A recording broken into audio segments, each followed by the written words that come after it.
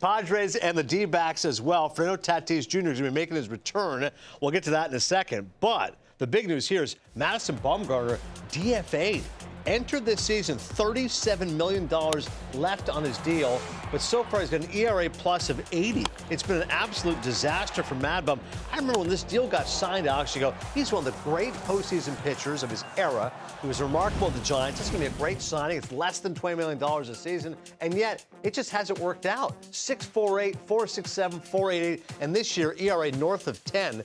And here's the key. In the past, you might have said, well, we have a lot of money invested. No, Arizona's pretty good. Like, they're going for it. They can't afford to have a guy right now who's enforcing a liability. Yeah, I think that's kind of the way they're looking at it. I mean, after they traded Zach Greinke, it was kind of like one of those signings, trying to look for that stability in the rotation, guy that's going to go out there every fifth day, give you those innings that you need over the course of 162 games.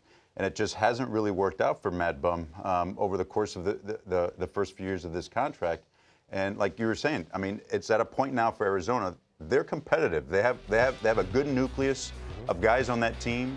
They're in first place. They're making some noise in the NL West, and they need to put a guy in there that is going to give them some little more production than what Mad Bum has been providing up to this point for Arizona, because they're in the mix now, and they got the talent to be able to stay in the mix throughout the rest of the season. It feels like he's been around forever too. Started pitching at 19, all those World Series. We were kind of on the same. I remember facing him as a rookie. Yeah. So I mean, this is a tough day for Mad Bum and for baseball, because like you said, he was one of the premier postseason pitchers.